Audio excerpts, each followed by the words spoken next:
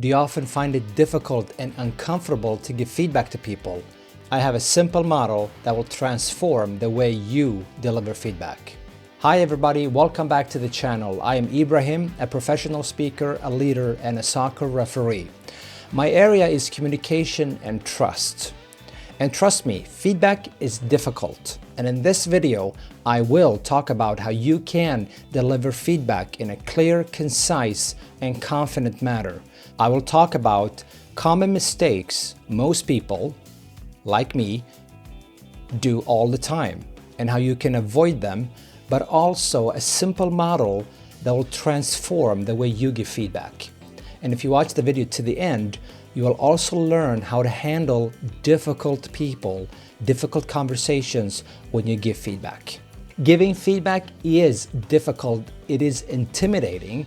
A lot of people avoid it, and some people, when they give feedback, it's in the wrong way. Let's talk about common mistakes a lot of people do. I used to do them as well, whether it's in the workplace, with friends, or with loved ones.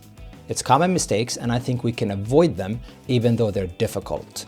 Mistake number one, it is person-oriented instead of task-oriented. What do I mean by that? Usually when we give feedback to people, we're angry, we're emotional, we focus on the person, who they are as a person.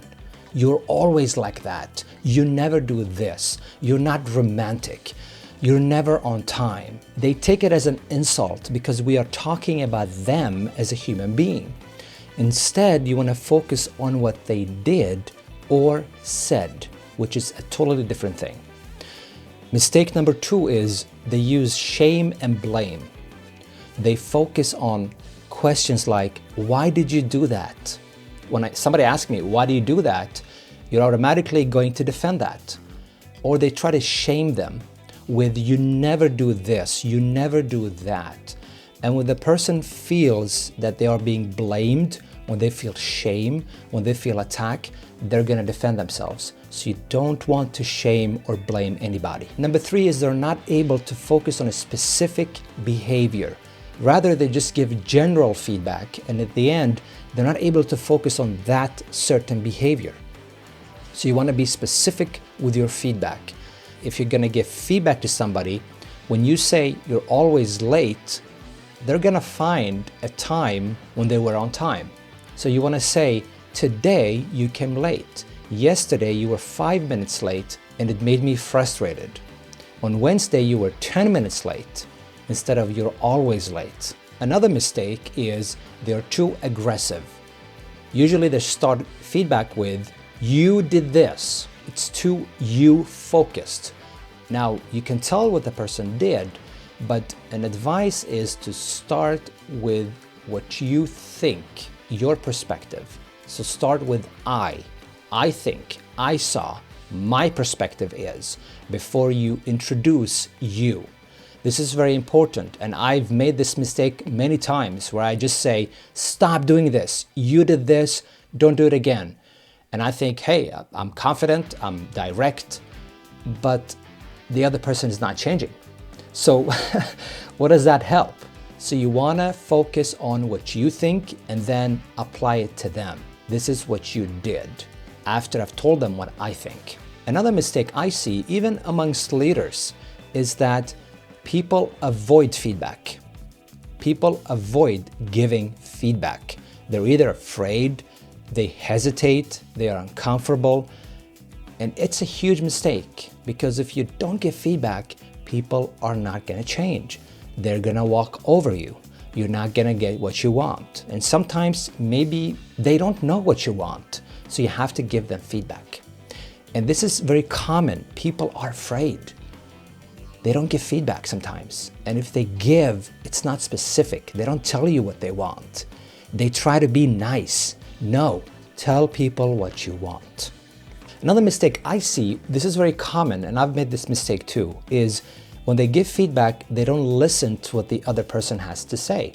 They assume that the other person should just accept my feedback. This is not reality. I mean, people have their perspectives. Sometimes people are difficult. They're gonna tell you what they think.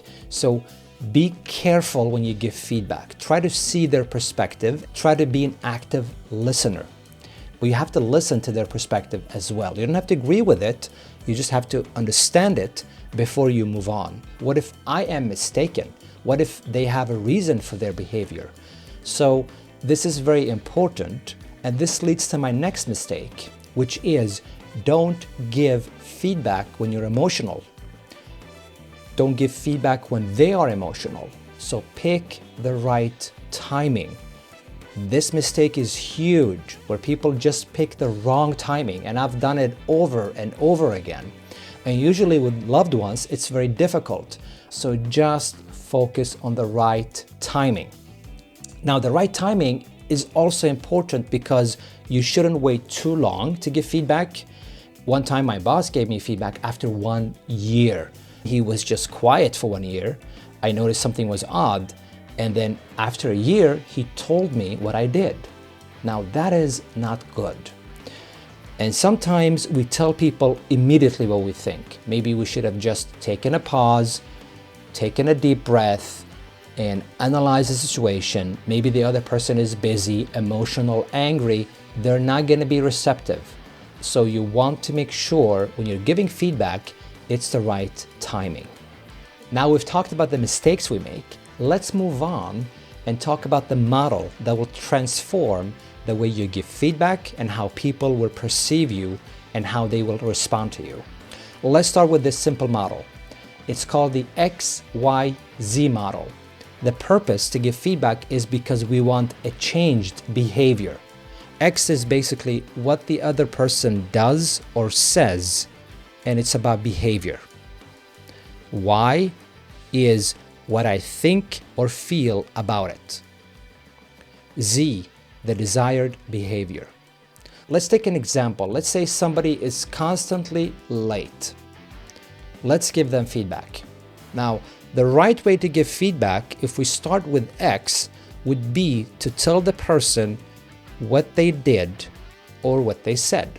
It could be something like this. I noticed that you came late today. This is not the first time. You come late every Monday. So you have not attacked them. You've only told them what they did.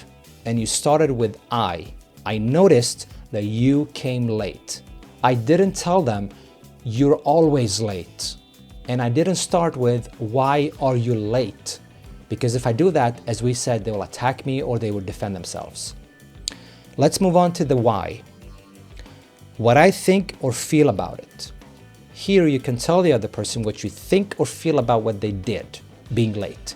I could say, I feel frustrated because when you come late, I have to start over my presentation and it makes me feel frustrated. So I told them how it affects me, right? I didn't tell them why they came late. I didn't say you came late because you don't want to be here. This is not what I said. I said, I feel frustrated when you come late because it affects my presentation and I lose focus. So it's only about what I think, how I feel. The last part is Z. I can tell them, I want you to be on time. Can you do that for me? Now that person is not going to argue with you because you've asked for their cooperation. This model is very simple. I told them what they did, how it made me feel, and I also told them what I want in the future, the desired behavior I want. So if you use this model, people are going to cooperate with you more. Now, some people are difficult. You know they're going to argue. And so before you give them feedback, my advice to you is to prepare in advance. And number one, start with an introduction. Tell them what this is all about. So before I give them feedback, you could have an introduction. You could say, I would like to talk about your behavior at the office. You've given them now a reason to listen. You've also informed them about what the meeting is all about. And then before you move on, you could say, can we do that? When they say yes, now you move on to the XYZ. So the X is simply, you tell them, you come late every Monday. That affects my performance, and the group has to wait for you. Now, instead of moving forward, you pause. You can ask them, do you recognize this behavior? Or do you agree with me? When you do that, if they agree with you, you can move on. If they don't agree with you, you focus on helping them realize that they come late. You have to get an agreement from them that they will be on time.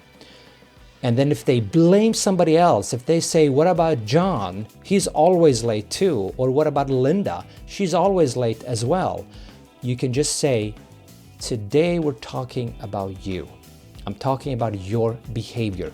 Don't argue with them. Difficult people usually will try to deflect, will try to talk about other things or introduce other topics, and then you end up arguing about something else that has nothing to do with what you're talking about today.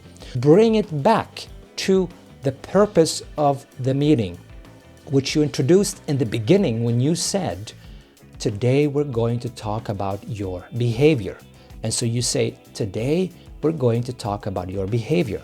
I know you want to talk about John. I know you want to talk about what I did last week, but right now we're talking about you. Can we go back to the conversation? And then they're going to say yes or no, but don't give in. Don't allow them to distract you. This is what people do all the time, especially difficult people, difficult conversations.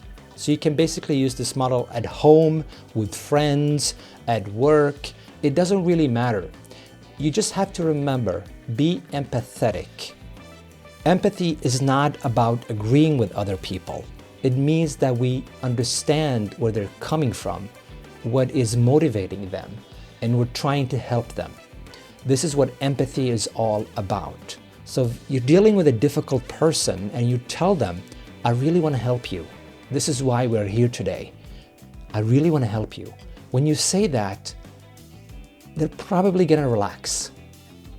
But if you say, you did this, you did that, they're not going to listen. So show empathy as well. And if you make mistakes, just go back to the model, XYZ. To summarize everything, give feedback in an empathetic way. Use this model, XYZ. Tell them what they did or said. Number 2, tell them what you think or feel about it. And number 3, tell them the desired behavior you want. If you've enjoyed this video, you will love this video about trust and communication. I'll see you in the next video.